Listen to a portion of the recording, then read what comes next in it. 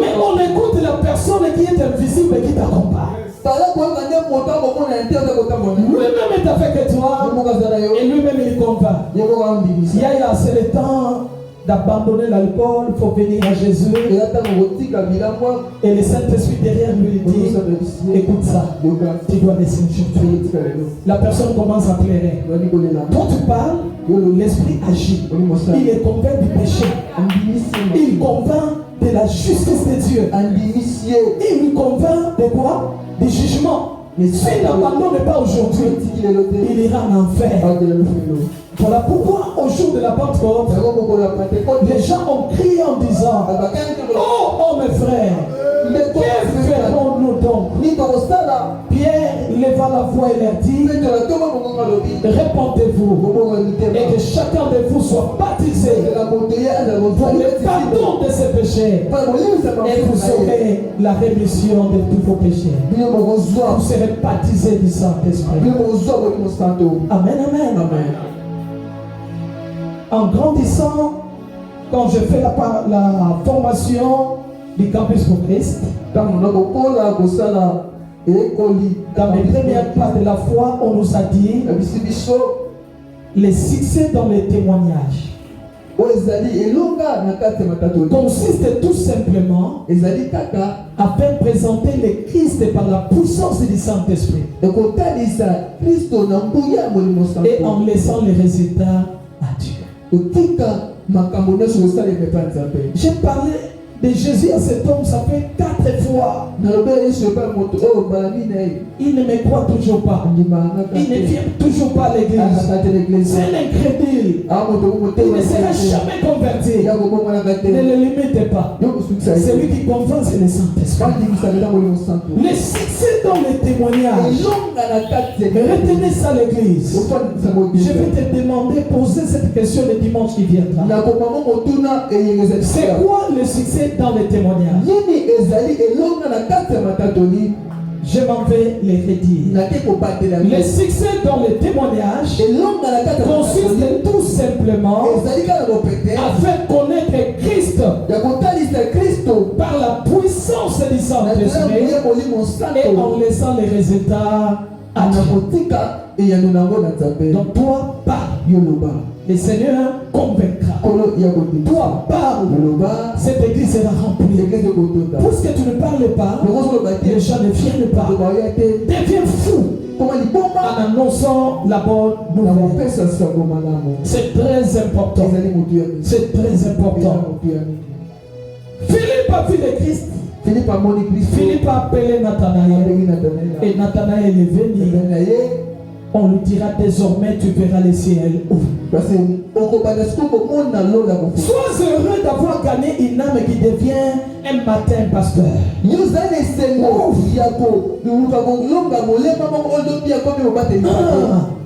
a des gens qui amènent les gens à l'église. Mais il amène des gens qui viennent semer des désordres dans l'église. Il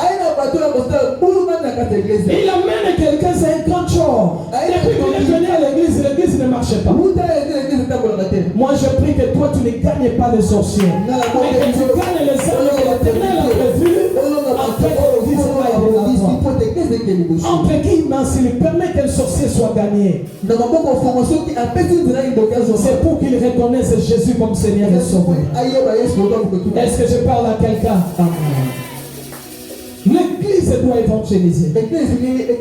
C'est l'affaire de tous. On a une équipe d'évangélisation, mais tout celui qui est né de nouveau, il a reçu le mandat d'aller évangéliser et de faire des disciples. Alors pour aller faire des disciples, cela sous-entend toi aussi tu es déjà disciple. Amen. Mais comment tu peux faire quelqu'un disciple alors que tu n'es pas disciple? Comment tu peux faire asseoir leur foi d'une manière prophétique, doctrinale, sans que toi-même tu sois assis dans les Écritures? Voilà pourquoi nous avons annoncé une session à venir sur les affermissements. Viens te faire baptiser. Viens suivre les enseignements. Viens devenir disciple de Jésus. Entre dans un département, c'est Dieu.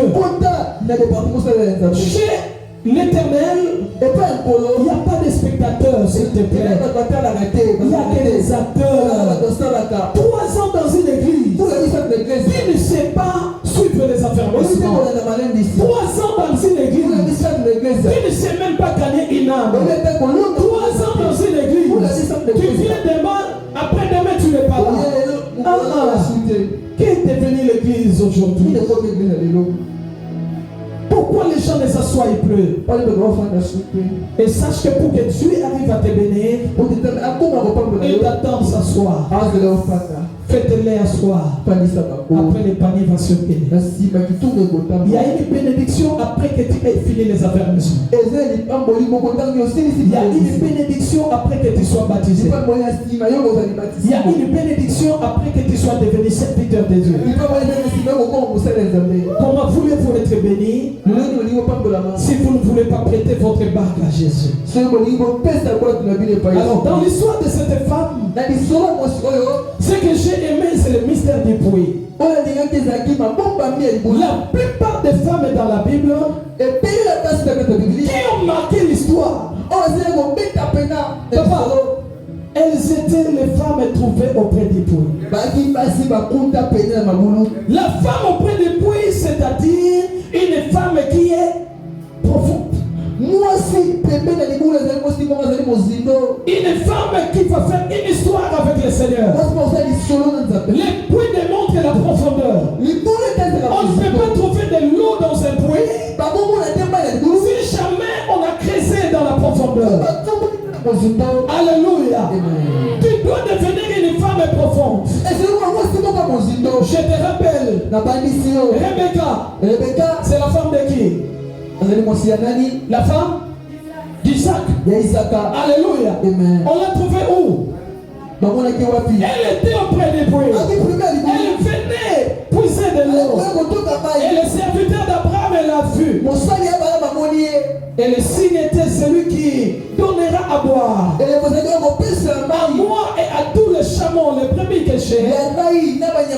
C'est cette femme-là qui convient pour Isaac, le fils de mon serviteur, de mon père Abraham. Et la Bible dit quand le serviteur est arrivé, il a trouvé l'affaire telle que Dieu l'a rangée. Ainsi, on a eu pour Isaac une femme à côté des puits.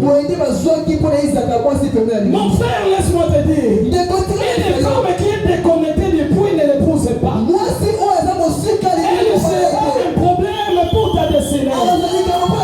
L'eau de pluie, c'est une eau potable. Quand tu trouves quelqu'un auprès des puits, auprès des puits, c'est de l'eau vive. Auprès des puits, c'est la profondeur. N'épouse pas n'importe quelle femme. Épouse une femme qui est connectée à la source. Parce qu'elle aussi te ramènera quelque chose. Afin que ta vie soit bénie. Alléluia. On a trouvé Rebecca auprès du puits. La deuxième femme que j'ai énumérée auprès du puits, c'est Rachel.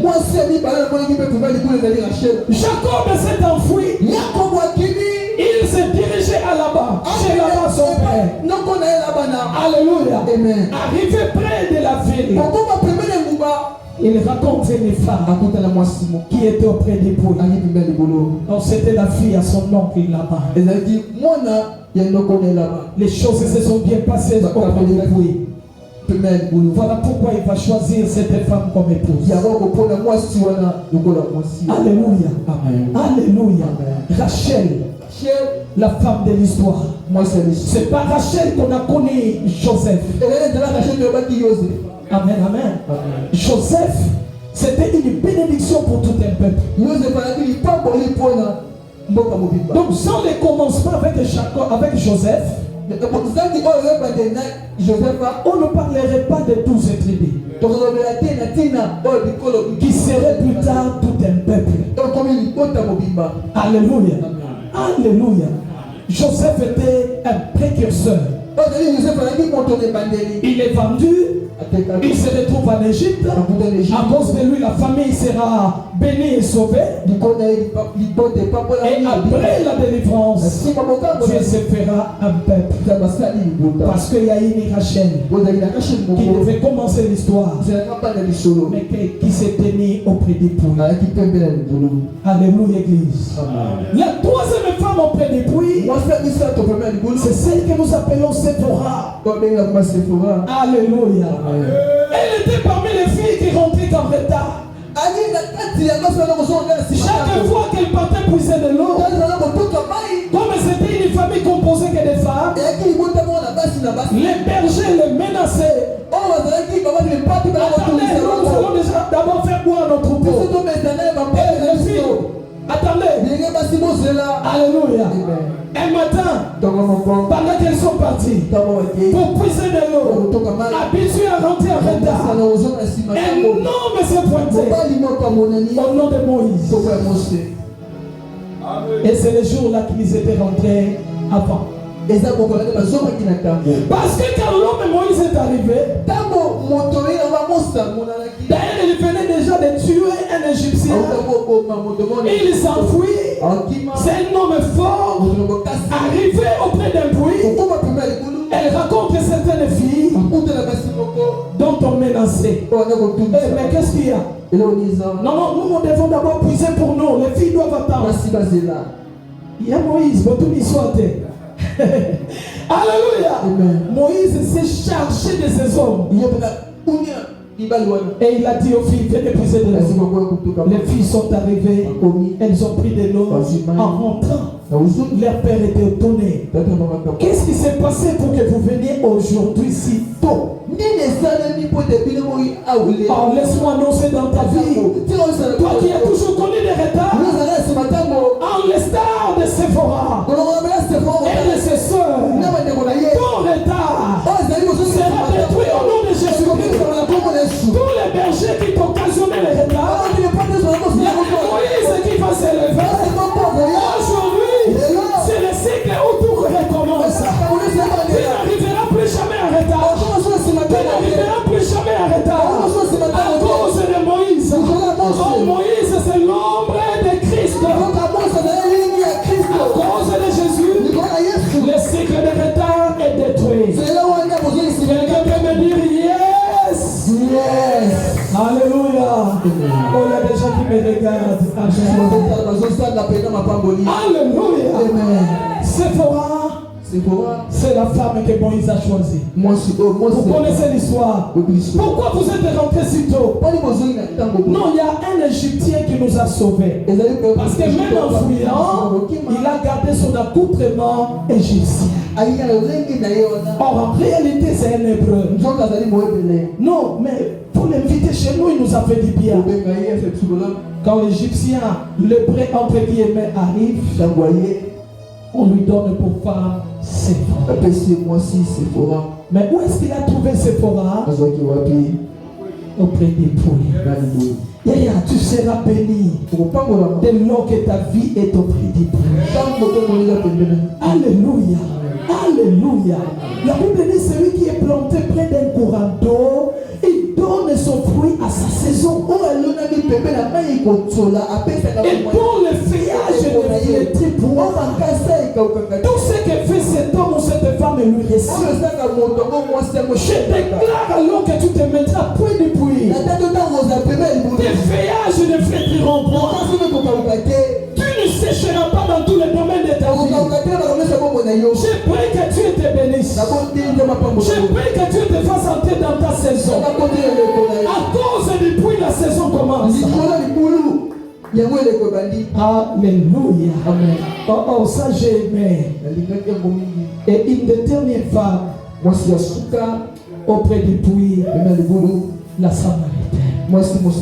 Et maintenant tu peux prêcher sur les 4 femmes auprès du puits. Malheureusement, tu n'as pas un agenda. Les paroles s'envolent, les écrits restent. Même ceux qui ont appris quand même à l'école et qui savent écrire n'écrivent pas. Bon, que l'Éternel te bénisse et tu as la tête pour tout maîtriser. Mais quand la galère viendra, tout va se vider. Est-ce qu'on peut acclamer le Seigneur qui est au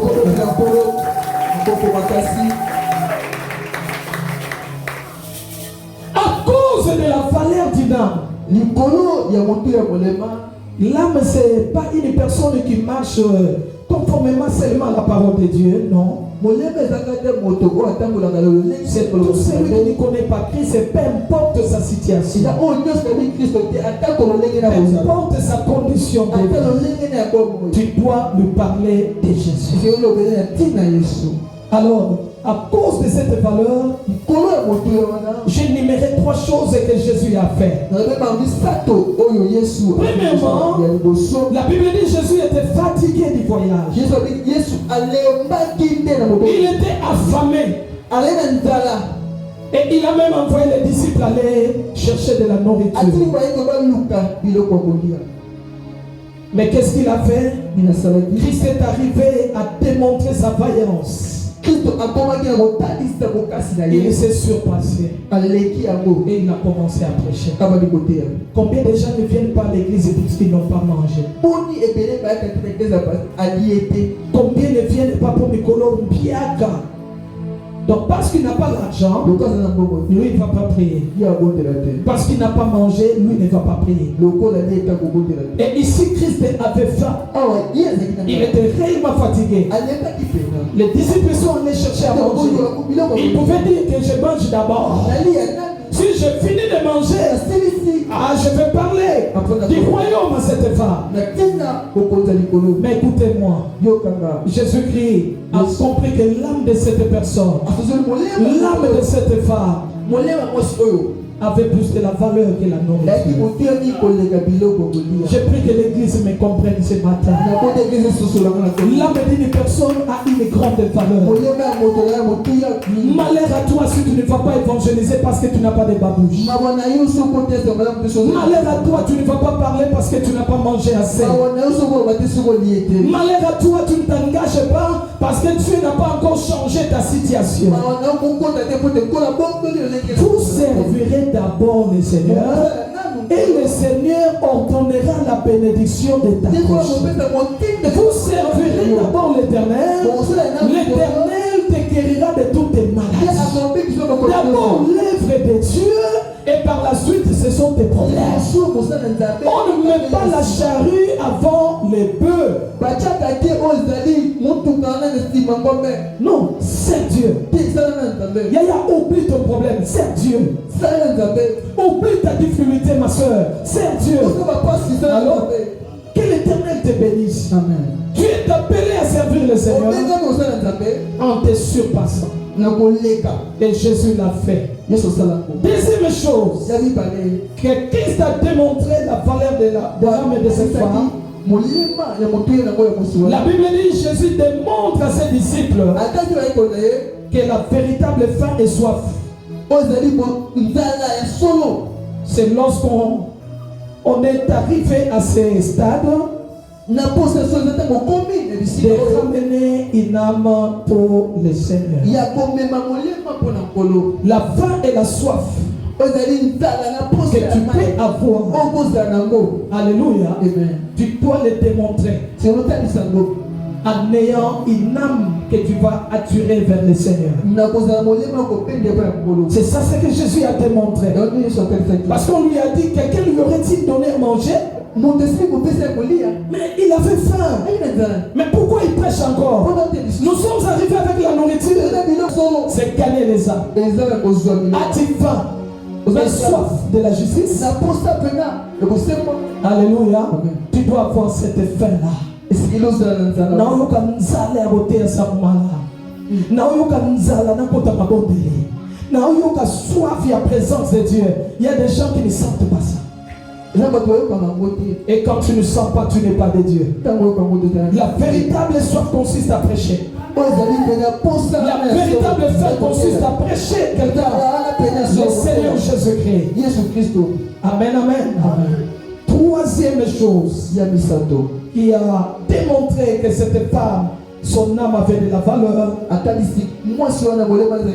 Le Seigneur démontre à ses disciples que la volonté de Dieu doit primer avant toutes les choses.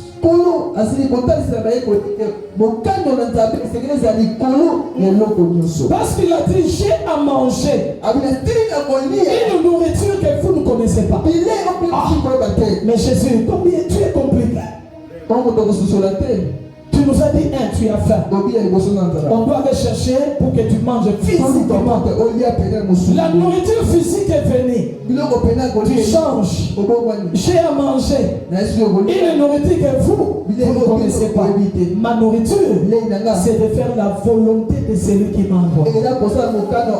Es-tu sûr que sur terre, c'est Dieu qui t'a envoyé? Et peux-tu comprendre que ta nourriture, si c'est pas Dieu, c'est qui encore? Alors comme c'est Dieu, c'est le Seigneur. Alléluia. Parce qu'il y a des gens qui ne sont pas venus par la volonté de Dieu. Hein? Des enfants qu'on cherche, qu'on demande chez les féticheurs. Elles sont des enfants qui ont pour source Dieu. Amen. Moi je ne pense pas que tu es Bangana. Tu es vraiment une âme venue de Dieu. Alors ne reporte pas cette opportunité. Dis comme Jésus, j'ai à manger la nourriture que vous ne connaissez pas. Ma nourriture, c'est de faire la volonté de celui qui m'a envoyé. Et je vais accomplir toute son œuvre. Chaque mardi, nous sommes là pour prier pour les âmes. Et ce mardi, on ne veut pas te voir manquer. Équipe d'intercession, viens prier. Et le vendredi, nous sommes là pour l'évangélisation.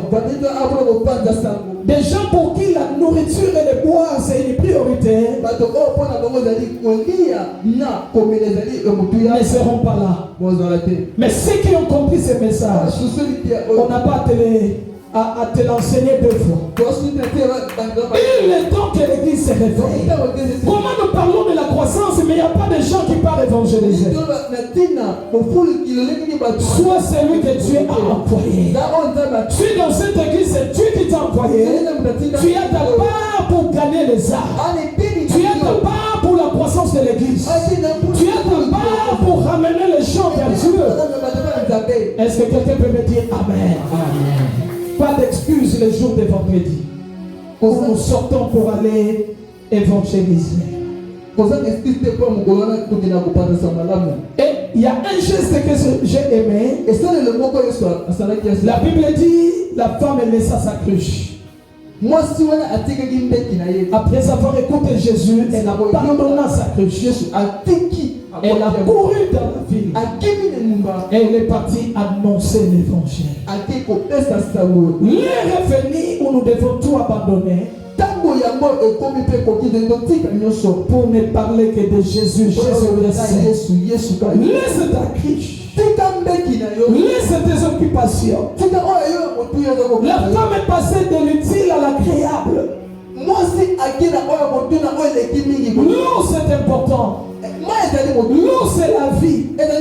Mais elle a laissé ce qu'elle est venue chercher pour faire la volonté de celui qui lui a parlé.